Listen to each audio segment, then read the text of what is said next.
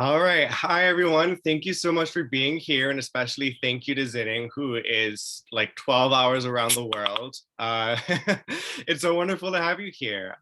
So everyone, Zining is an instructor of ours. And in 2020, she published her poetry book, The Orchid Folios.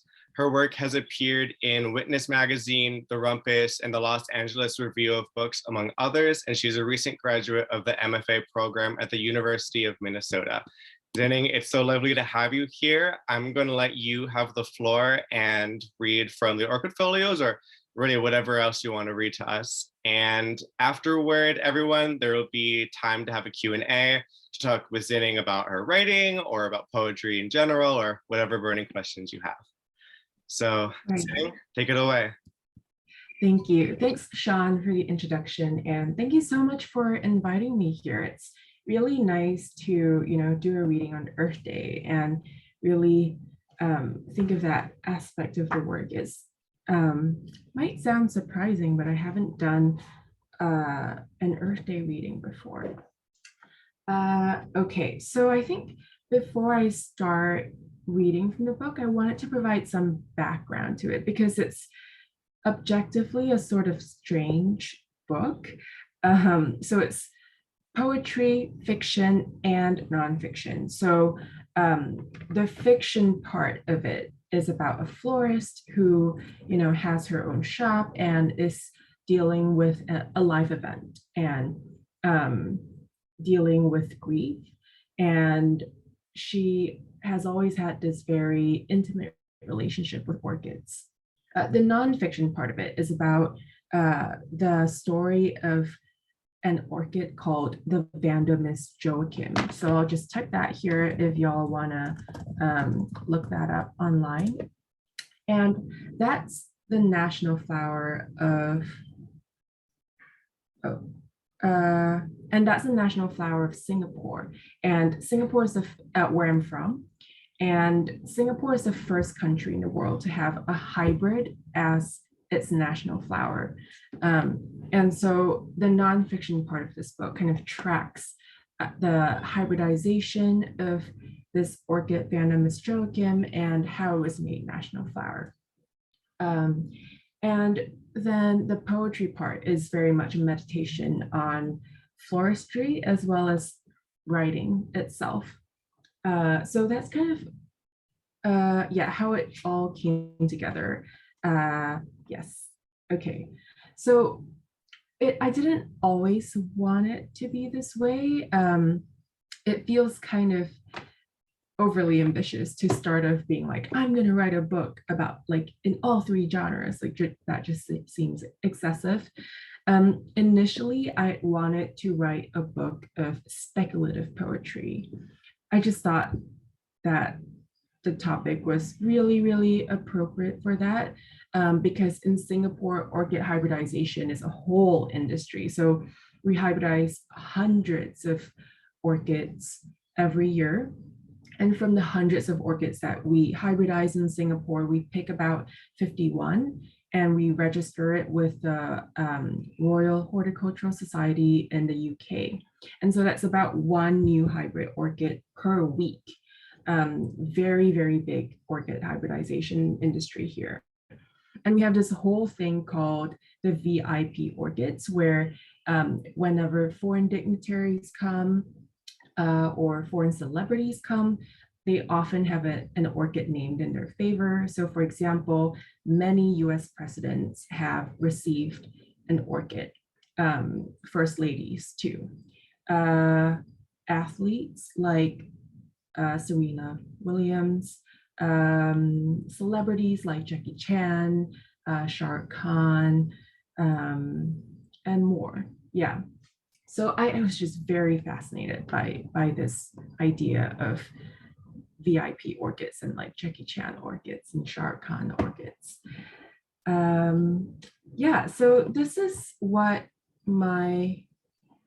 kind of background behind my book.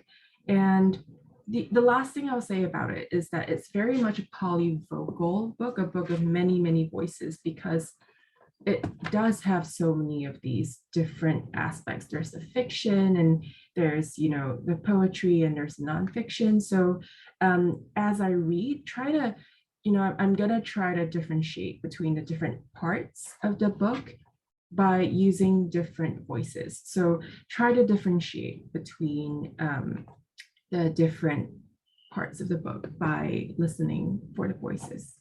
Okay, so without further ado, I will begin now.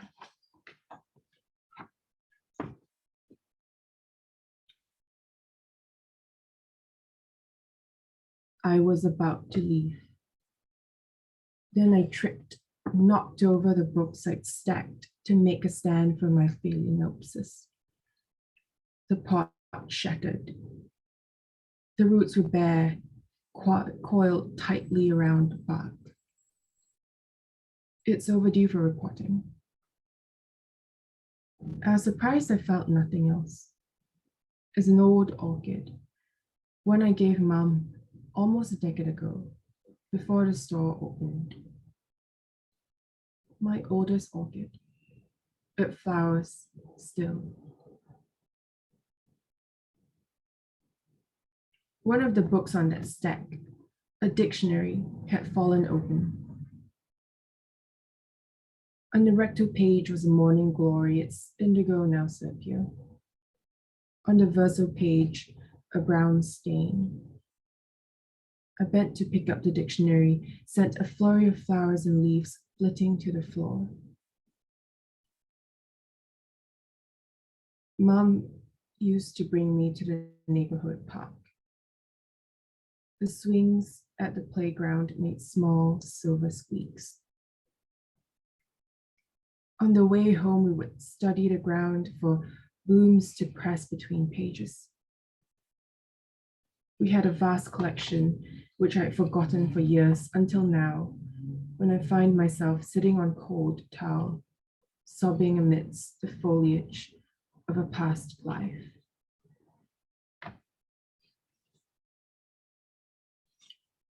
Floristry basics, cuttings. A word is a cutting, a sentence, a bouquet. When the inflorescence wilts, scatter cuttings in a tub of water. Allow words to float as they absorb the new context into which they have been plunged.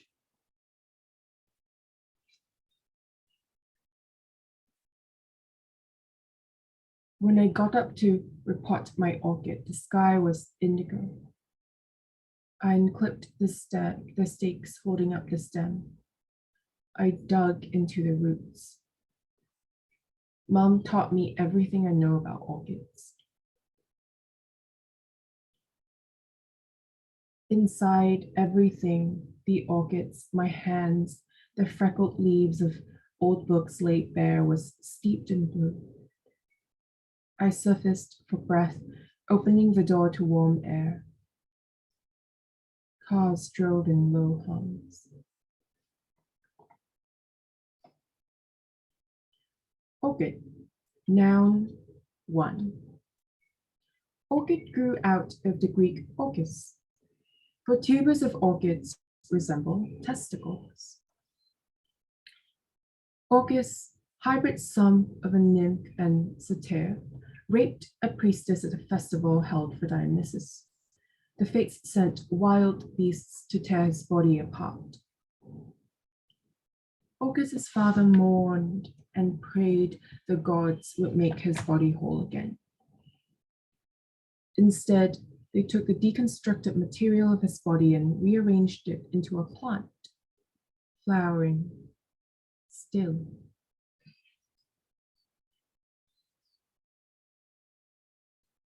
Floristry basics, roots. Take cuttings in early mornings when stems, strong with water, steadied by the memory of their roots. Cut at an angle and mull the last arrangements while they drink from their new slants of severance.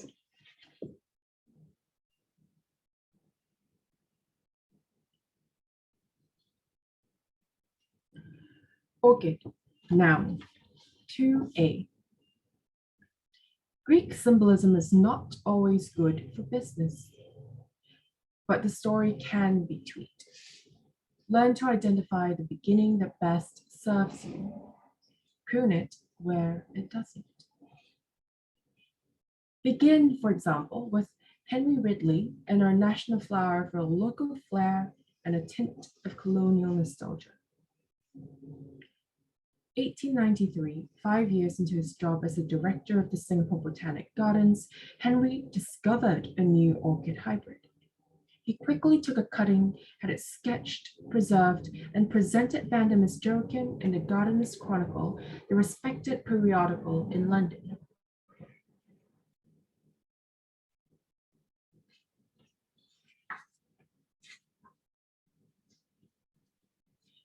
Orchids on stamps, orchids in IKEA white faces on dining tables, orchids crowded by the cashiers at giant under fluorescent light.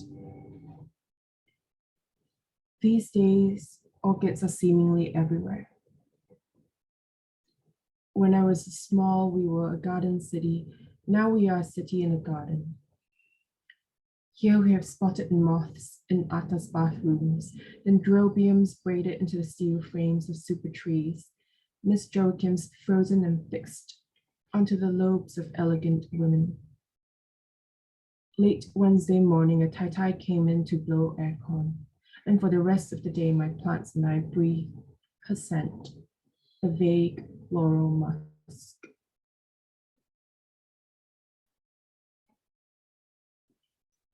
Orchid, noun, to be. Should you choose to begin the story in 1893, the plot will resume when Henry sends a box of cuttings to London, where 4 years later, the Royal Horticultural Society will award its president a Sir Trevor Lawrence, the first-class certificate for a Vanda Miss Joachim he did not grow. Neither the certificate nor the Gardener's Chronicle will acknowledge Lawrence's gardener W.H. White, the first person to successfully propagate the orchid for the first time in Europe. And this is where this telling ends, in Great Britain, the seat of nature's government.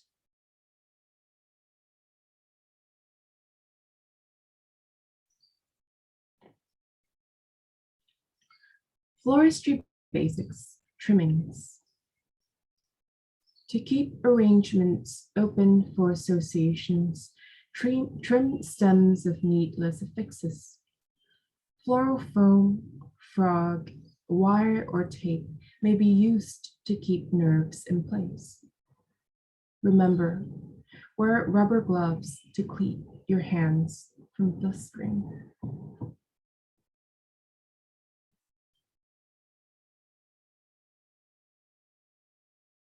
Noun, 3a. When Henry, nicknamed Mad Ridley for his precision and fervor, first registered the hybrid with the Royal Horticultural Society in 1893, he had acknowledged Miss Agnes Joachim as its creator. In this telling, you may choose to question Henry, in which case the plot would thicken in 1963 when Humphrey Morrison Burkill, then director of the SBG, asserted that Vanda Miss Joachims were nothing more than a delightful accident of nature. For it would have been impossible for a local, much less a local woman, to have had the vision or skill to artificially pollinate an orchid. Certainly not before 1928, when Humphrey's predecessor established the garden's orchid hybridization program.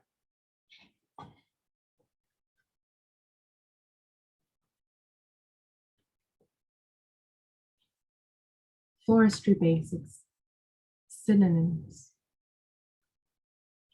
Each cutting is unique, but that is not to say despair is the only rational response to wilting. Look for a synonym, if necessary, in the catalog. They're novel, updated daily. Noun 3b. In 1981, Vietnamese Joachim was crowned the national flower of Singapore. According to the committee, its vibrancy, resilience, hybridity, and year-round blooming quality reflected the Singaporean spirit.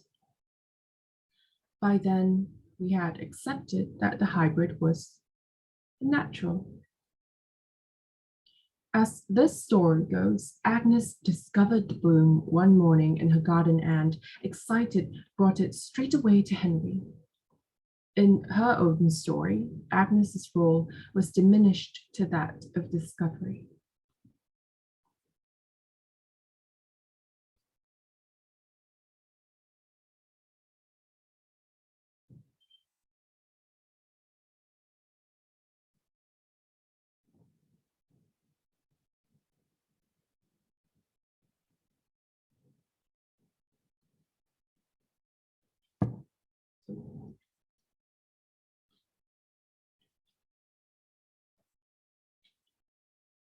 When you take an orchid out of its pot, you must first loosen the root's hold on the soil.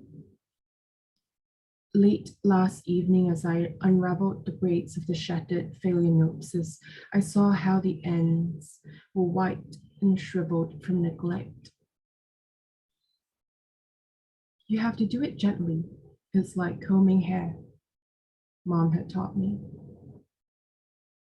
I remember her fingers running through mine and mine through hers until the final months when all of it started to fall. After she passed, I couldn't make anything stay anymore. No matter where I placed a cutting, no matter which cuttings I chose, no matter which form I tried, nothing felt right. In the end, I couldn't even send her off with an arrangement of my own.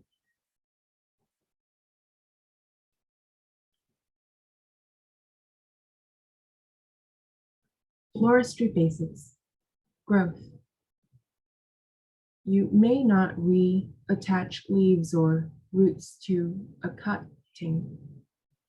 You may, however, grow from it a new plant, which will blossom from memory.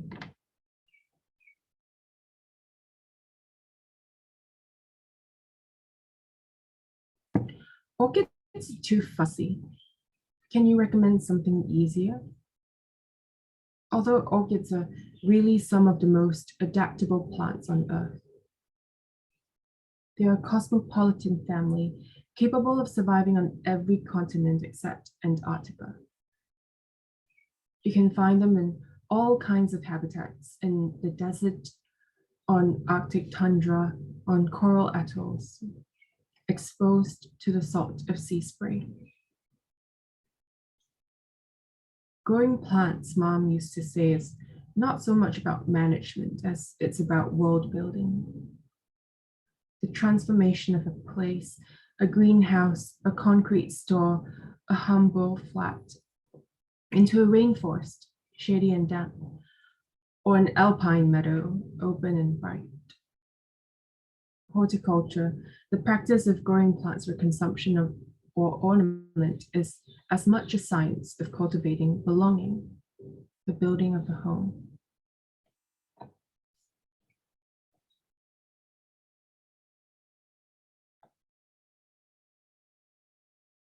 Floristry basics. Bill.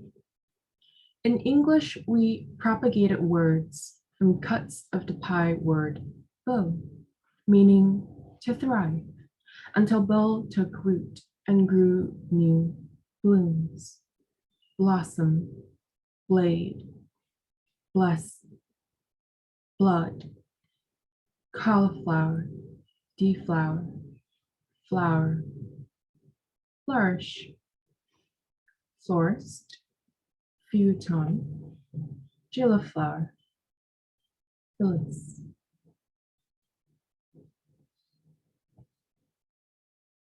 This morning, I snipped off the last blooms still hanging on Mom's phalaenopsis. The stems stand flowerless, but it will blossom again.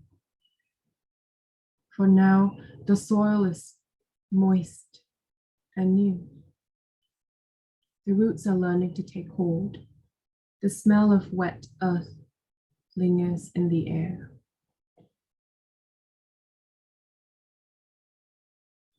Orchid, noun, 1. Begin again.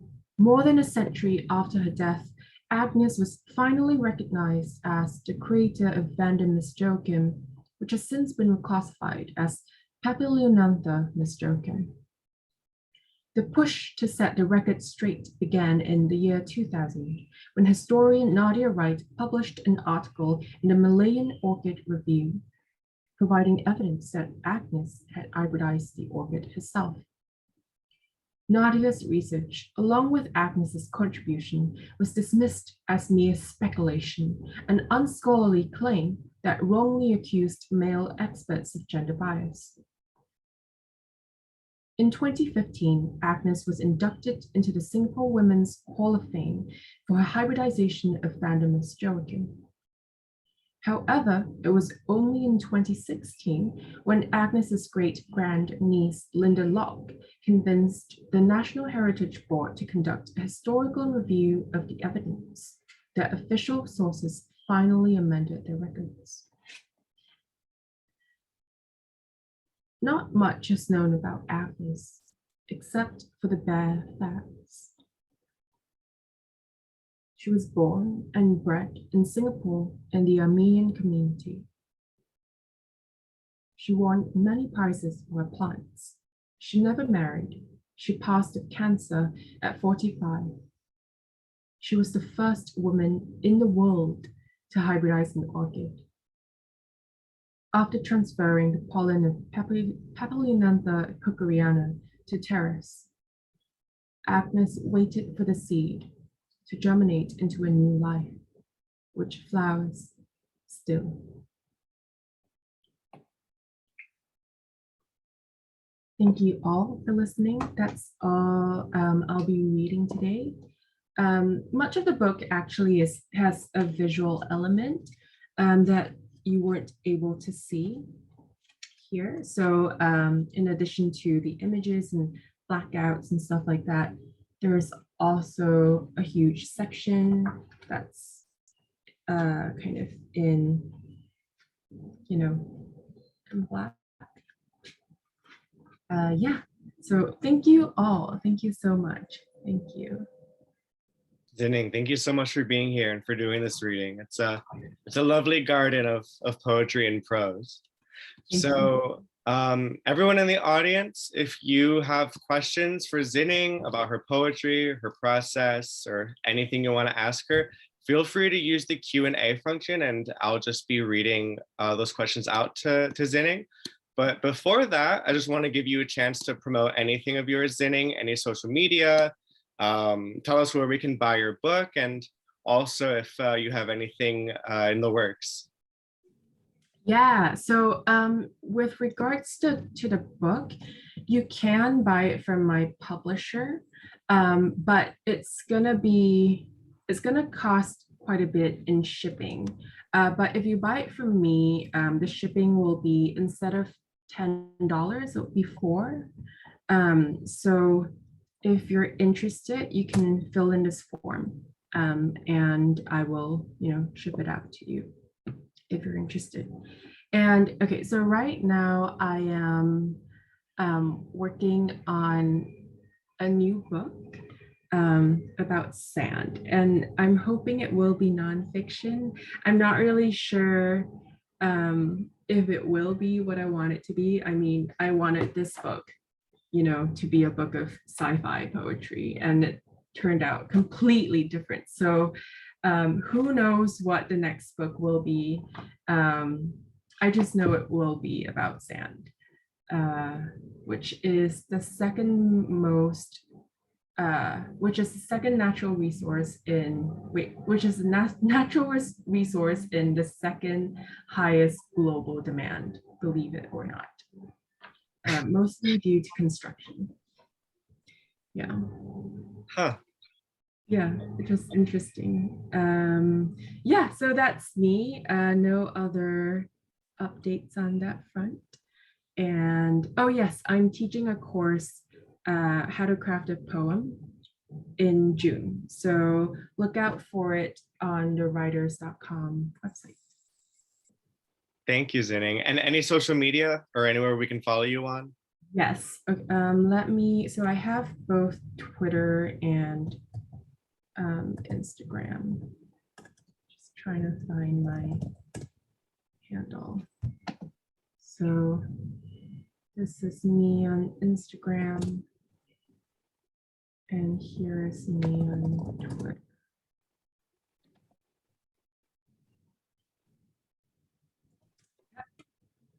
Thank you so much. All right, so we have a couple of questions in. The first one is, there are a lot of technical terms in your manuscript. Is there a glossary or note section in your book? And how did that change your writing process, either including or not including a glossary? Yeah, thank you. That's a really good question, and one I considered for quite a long time, actually. So there isn't a glossary, so there's no kind of glossary on what inflorescence means, or about the different types or species of orchids. But there is a huge notes section that I've titled Trimmed Affixes and Discarded Roots. And it's about like 20 pages. And that's the nonfiction part of me. For me, it was really important to have this notes section because yeah, this book is heavily researched, and I wasn't able to include everything. And I wanted the book to have a kind of rigor. And part of it is because a lot of the research was research I did because I was interested in it. So I wanted to find out all of these things about orchids. And so it's almost kind of a little project that I undertook, compiling notes and the things I learned in the back of the book. Yeah, so that's the note section. Thank you. Do you prefer to write poetry or nonfiction? Oh yeah, I definitely prefer to write nonfiction. Not because I like poetry less or anything. It's just I feel like nonfiction comes it's very intuitive to me. And it just feels more natural to write for me than poetry. I think for me, poetry, the pleasure comes from the difficulty. And the pleasure comes from, trying to find a way um, to really articulate what I'm thinking or what I'm feeling. And that's the challenge that really excites me with poetry. With nonfiction, I just feel like I'm just me. I'm not a poet. I'm just Zining, and I'm just kind of telling you a story. So it feels more casual that way, and I kind of like the casualness of nonfiction. Sure. Do you feel like you writing both poetry and nonfiction by choosing poetry, you're also like licensing yourself to write with different characters? Like it's easier to have personas in this collection by writing with poetry? Yeah, totally. I think this book is categorized as poetry because really no other genre is that expansive. And that's something I really love about poetry. It just has a wider kind of net and definition and more things to play with. And without poetry, I wouldn't have been able to really embrace the different personas. And there's a kind of quickness to poetry too that really helps me to switch among the different personas easily. Yeah. Definitely. Someone says, I love your work and the interweaving of your themes and various tones of your voice and the rhythm that embraces everything. They'd love to hear more about your process.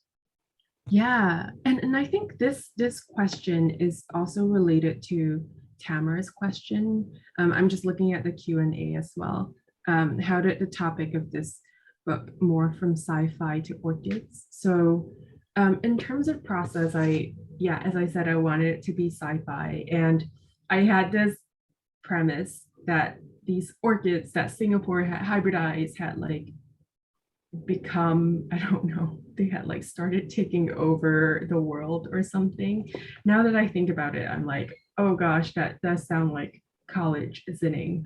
Um, anyways, I love sci-fi. I do love sci-fi a lot. I just felt like I wasn't doing a good job of writing sci-fi. I thought that the sci-fi I was writing was very boring and uninteresting. So I just stopped.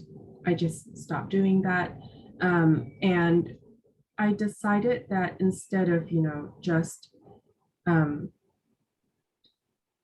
looking at orchids metaphorically, which is what I was doing with the sci-fi, I would try to understand the orchid on its own terms from as many perspectives as possible. So from the lens of history, from the lens of biotechnology, from the lens of myth, from the more everyday lens of a florist tending to an orchid. And that's really how it started coming together. And one day I was looking at the etymology of the word orchid. And that's where you got the orchis, orchid grew out of the Greek orchis, for tubers of orchids resemble testicles. And that's obviously a very memorable fun fact to know. And so when I was looking at the etymology and looking at how words morph and how words kind of gain and lose meanings, I suddenly like a phrase just started popping up in my mind and it started haunting me. I refused to write it down, but it just kept haunting me for like 3 or 4 days. And the phrase was a word is a cutting. And so when I finally started writing it down, I was like, okay, a word is a cutting. And then what? And so I started to kind of follow the logic of my poem. And so I was like, if a word is a cutting, then a sentence must be a bouquet. And that's how that entire poem came about, and how the kind of conceit of cuttings and trimming and arranging not just flowers, but also narratives and histories came together for me. So that was my process. Every project of mine has a slightly different process. So this is why, yeah, so I can really only speak to this one here. That's so interesting that you had that line just running through you. So then if a sentence is a bouquet, what's a poem? Oh gosh, what's a poem? Yeah, I think a poem is something that does something. Like it sounds very general, but I think it has to do something. It has to be either pushing the language, pushing the boundaries of language, or really expressing a feeling really well, or it can tell a story, or it can be a sort of aphorism, can be philosophical. I just think a poem has to do something and it has to be interesting. I think that's what needs to happen to be poetry. Yeah. Related to that, Rubina asks, how do you draw a line between poetry and nonfiction? Yeah, that's a hard one. Especially because I love all the, hybrid types of writing and everything that falls in between. I think for me, there's a type of compression that poetry allows that nonfiction doesn't allow as much. And that I think personally that that's really only because of the visual impact of nonfiction. Like if you look at this book, right, just a random book I have on the table. Like if you compress this, if like every single sentence is a word is a cutting, a sentence a bouquet, like no one is gonna read this book, right? And I think that there's that psychological element behind it. So poetry, I think, is a lot more generous with um, clipped aphorisms and all of that. And it provides space. I think poetry provides space for the reader to think more so than nonfiction. And nonfiction does that, obviously, but often I feel like I see it doing it more on a structural level. So if there is like if there are, huge gaps between different things that are put into an essay, that often gives you space to think. Form too, I think form is really important to poetry in the way that it isn't as important to prose. Or structure is obviously important to all types of writing, but form, the way something looks, is very particular to poetry, I think. Yeah. Definitely. Brenda asks, what name or type of software and or formatting did you use to write your book? And do you have any advice for future writers on how to protect what they write physically or manually and while writing virtually online? Yeah, so I have a process that starts in my notebook. So I'll start in my notebook, and then when I feel like something is sort of firm, I will type it up on a Word document. So I don't like using Google Docs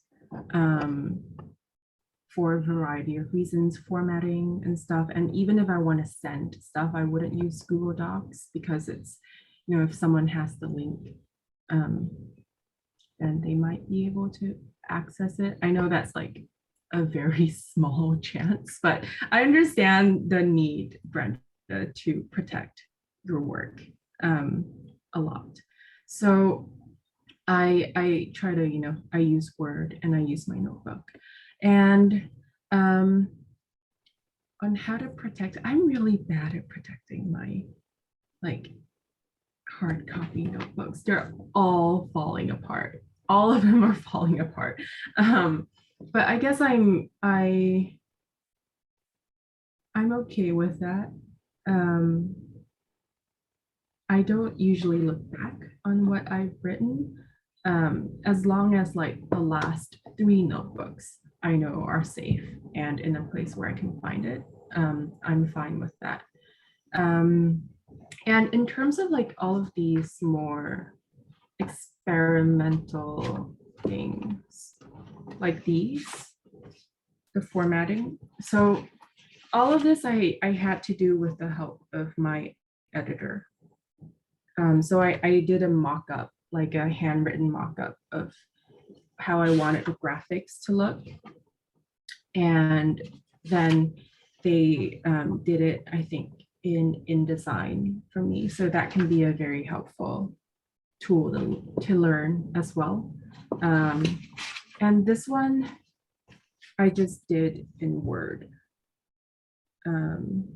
Yeah, just tried to stretch out Word as much as I could. Yeah, hope that helps. It's so funny talking to poets, especially about how they write their poems or what they write them in, because no poet has the same answer. There's like, there's the poet who uses a typewriter. There's the poet who uses like the notes app on their phone. I've met somebody who like will type their poems up in like a Tumblr draft and then put it somewhere else. Every poet has like, and of course, like where you write and what you write on, of course, influences the poem that you write. And so it's always just a fun question to ask poets. What do you write on?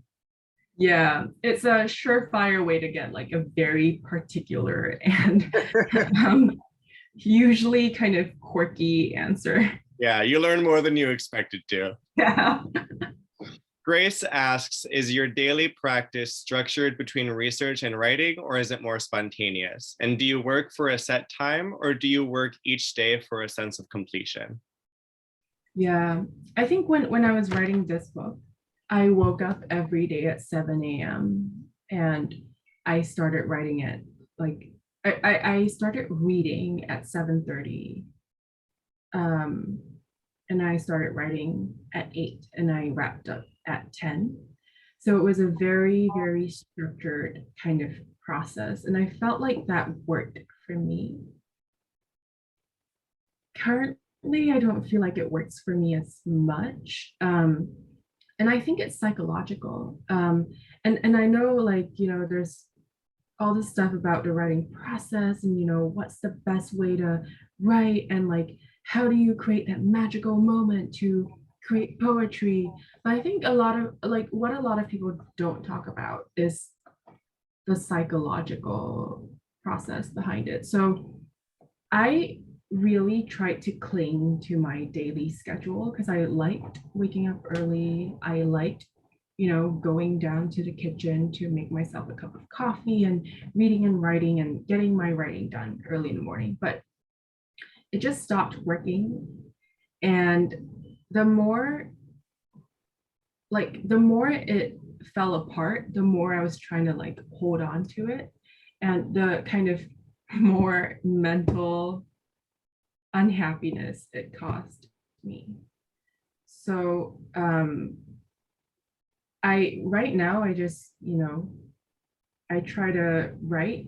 I try to keep things open and I write whenever, wherever I feel like writing. So that's my process currently. And so I think it's important to, be able to accept that writing processes change. And in terms of research and writing for this project, I did do like, I think at least, well, yeah. So a lot of it was separate. So I did research.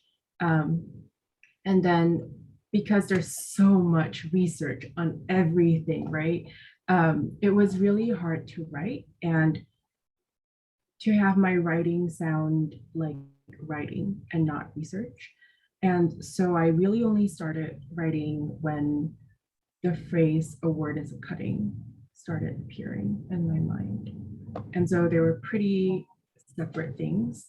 Of course, while I was writing, if I had something I was uncertain about, I went back to do research. Brenda asks, one writer says she writes with her internet turned off. What do you think? Yeah, I think that's really helpful. It takes a lot of courage. I don't know, it feels kind of, it's just turning something off, but for me, it takes a lot of courage.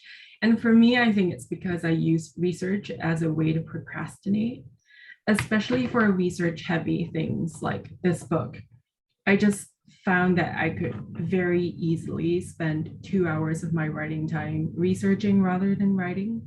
And so writing with internet turned off is very helpful to me, for sure.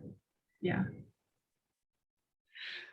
Rubina says, poetry is taking words beyond boundaries. What do you think about that? Yeah. I think that's a huge part of what poetry is. And I used to think that that was all that poetry was. But recently I've been reading more narrative poems and thinking about the narrative tradition and epics. And I was kind of like, yeah, maybe taking words beyond boundaries is one thing that poetry can do. Maybe the other thing is just for it to tell a story in a a compact way, in a way that is still crafted. but not necessarily experimental in the way that we think of it. Like, of course, every poem is experimental, but I think some of us have the expectation that, you know, only if something looks like this is it experimental, or only if it has like a really weird kind of form or really weird kind of phrase is it experimental.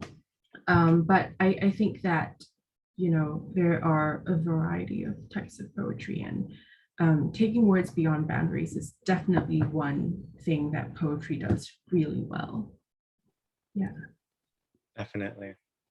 I want to give everyone one final chance to ask questions. And before we read any of those, I'm curious to know how you came up with the characters in your poetry. Because it's easy, I feel like, to come up with characters when you're writing fiction or even nonfiction, but the medium of poetry is so much harder because you don't have the typical means of describing and giving dialogue and that sort of thing. So how did you come up with the characters, and are there any aspects of yourself in each of the characters you developed?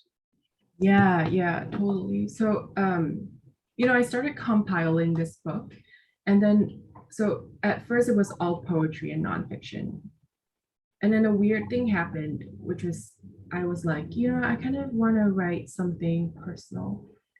So I put a few memories of mine in the book.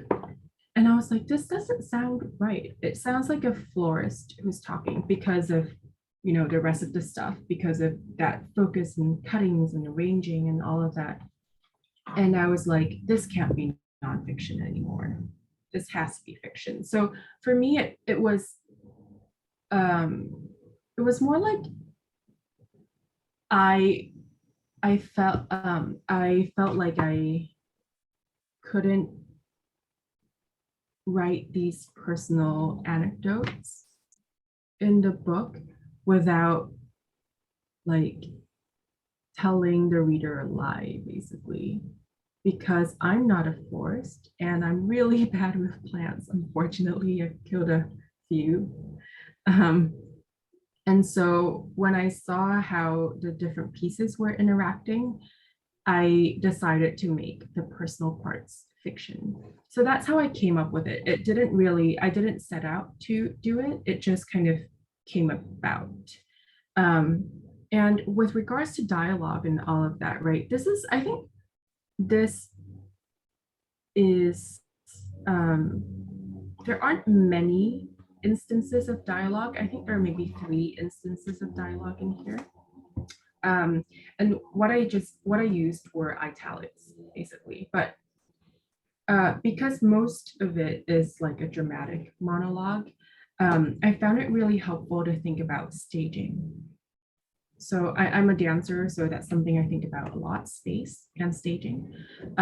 So for me, I was thinking about how to create an experience where the florist is someone who, you know, she's grieving and she's very lonely and she has issues. And so I imagined the florist and an imaginary listener. And in my mind, the florist was never looking at the listener or the audience. She was always looking off to the side and always kind of focused in on herself. And so that's kind of what gave me the sense of voice, I think, her psychological and mental state. Yeah. Got it. Very interesting. E asks, what has helped you develop confidence about your work and yourself as a writer slash creator? Yeah, that's a really difficult one. For me, it was really going to the MFA program. And I'm not saying that everyone has to go to the MFA program, but what the MFA program gave me was just time to write. And so I think when you spend enough time doing something and talking about it, right, with your friends or with your other writer friends, or just listening to readings and reading interviews and stuff like that, that confidence starts to build up slowly over time. You might not realize it. And then for me too, it's really helpful to read profiles and interviews of writers. So what I learned is like a lot of these writers were, novice writers once. And everyone had to start somewhere, and that's very helpful to me to learn and understand. The other part about confidence, I think, is clarity of vision. When I was workshopping this, it was very easy for me to be like, I'm taking that comment, but I'm not taking that other comment. And my editor's proposed edit isn't appropriate because this is how this poem is working. So I was very, very clear about what I wanted a poem to do because I spent a lot of time with it. And I had tried all of these different options. And the thing that someone else is suggesting, I've already thought about it and I've already tried it. And this is why it doesn't work. So I think clarity really helps confidence as well, just knowing your work, and being able to defend it. Grace asks, can you recommend some profiles to read? Yeah, so recently I've been reading some profiles on the New Yorker. What can I think of? That's the one I read most recently was about this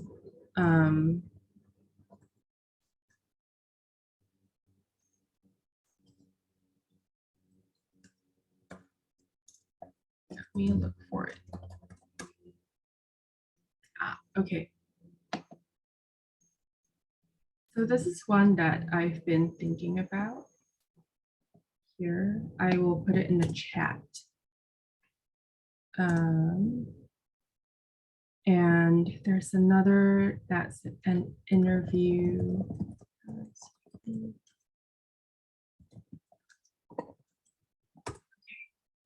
Yeah. This is the second one's an interview. And a book I really liked was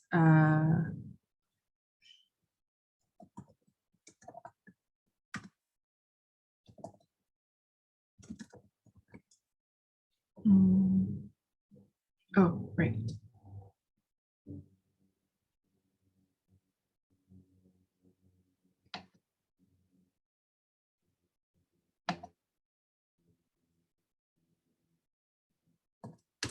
So the last link is a book by Rebecca Solnit, and it's about how, she started as a writer and bye, Tamara. Thank you. How she started as a writer and how she managed to find work that helped her get paid, and how she, responded to, I think, publishing issues. So it's a very practical and honest, I guess, portrait of her writing journey. Yeah, I would recommend that. Well, Zining, my last question, and I think you already kind of answered it, but you said you have killed flowers before. Have you tried growing orchids or? I have. One of the orchids. So after I published this, actually, a reader reached out to me, and she is a gardener. And so she taught me how to repot an orchid.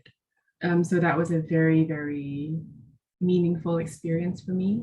Another orchid is one that my mom and I both have been taking care of, and it has sadly been attacked by snails. But it's still alive and thriving. So, well, it's not flowering, but it's still alive, and that's enough for me. Well, on that note, a happy Earth Day. Zining, thank you so much for doing this reading. It was really delightful. Your collection is wonderful and beautiful and ethereal, and I'm so glad that we had a chance to hear this reading and to hear more about your process. Yeah, thank you. And thank you so much thank you so much for all of the questions. They were really, really fun and engaging to think about. I'm not familiar with the poetry of Ellen Bass. I will check her out. Thank you. All right. Thank you for being here, Zining, and thank you for everyone who came. It was so lovely to have all of you. We will have a recording of this sometime on YouTube. And in the meantime, purchase Zining's book, The Orchid Folios.